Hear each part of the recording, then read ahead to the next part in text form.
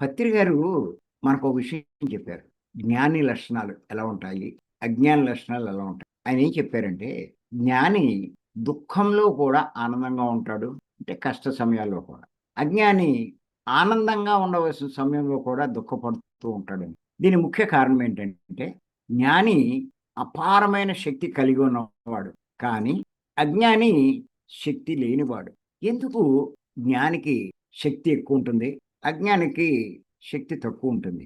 ఇదోసారి తెలుసుకోవాలి మనం. మీరు చూడండి, ఎవరైతే తమో గుణము, రజో గుణంలో ఉంటారో వాళ్ళు అజ్ఞానంలో ఉన్నట్టే. వాళ్ళకి శక్తి బాగా తక్కువుంటుంది. ఎంచేతంటే శక్తి పెరిగే కొద్దీ గుణాలు మారతాయి అని చెప్పి మనం తెలుసుకున్నాం. ఇప్పుడు ఈ శ్వాస మీద ధ్యాస ధ్యానం చేస్తూ ఉంటే ఆలోచన రహిత స్థితికి మనం చేరుకున్నప్పుడు అపారమైన శక్తి వస్తుంది. అలా నెలల తరబడి, సంవత్సరాల తరబడి మనం ధ్యానం చేసినప్పుడు శక్తి అపారంగా పెరుగుతూ ఉంటుంది. అప్పుడేం చేస్తారంటే శక్తి పెరిగే కొద్దీ ఏం జరుగుతుంది అంటే వారిలో ఎన్నో మార్పులు జరుగుతాయి. మనసు శుద్ధి అవుతుంది. గుణం మారుతుంది. ఈ గుణం ఎలా మారుతుంది? ఎలా మారుతుంది అంటే శక్తి పెరిగే కొద్దీ మనసు శుద్ధి అవ్వడం. అంటే గుణం మారింది అంటే వారి శక్తి బాగా పెరిగినట్లు లెక్క. అదే గుణంలో ఉంటే తమో గుణం, రజో గుణంలో వాళ్ళ అజ్ఞానంలో ఉన్నట్టే లెక్క. శక్తి పెంచుకొని ఆ 2 రకాల గుణాల నుంచి బయటపడి సాత్విక గుణంలోకొస్తారు. ఆ సాత్విక గుణంలోకి రావడం వల్ల జ్ఞానం పొందే ప్రయత్నం చేస్తారు వాళ్ళు. ఈ కంటితో చూడలేని వాటిని తెలుసుకునే ప్రయత్నం చేస్తారు. దానికి ఇంకా శక్తి పెంచుకోవాలి కాబట్టి తీవ్ర సాధన చేస్తారు వాళ్ళు. వాళ్ళ శక్తి ఇంకా పెంచుకుంటారు.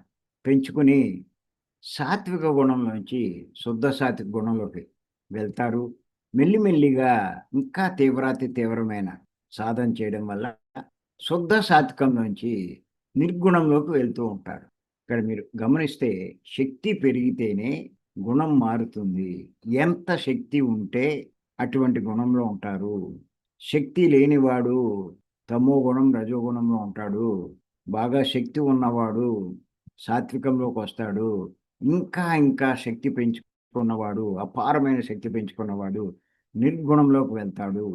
అంత శక్తి పెరగడం వల్ల, నిర్గుణంలోకి వెళ్ళడం వల్ల వాళ్ళ జ్ఞానం పెరుగుతూ ఉంటుంది.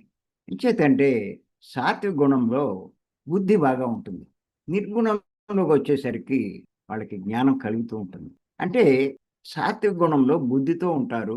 నిర్గుణంలోకొచ్చేసరికి ఆత్మస్థితిలో ఉంటారు. ఆత్మ అంటే భగవంతుడు. అపార జ్ఞాన సంపన్నుడు. ఆ జ్ఞానం అంతా వాళ్ళకి అబ్బుతూ ఉంటుంది. అందుకే వాళ్ళు జ్ఞానవంతులై కనిపించని వాటి గురించి కూడా తెలుసుకొని జీవితాన్ని సవ్యంగా జీవిస్తూ ఉంటారు.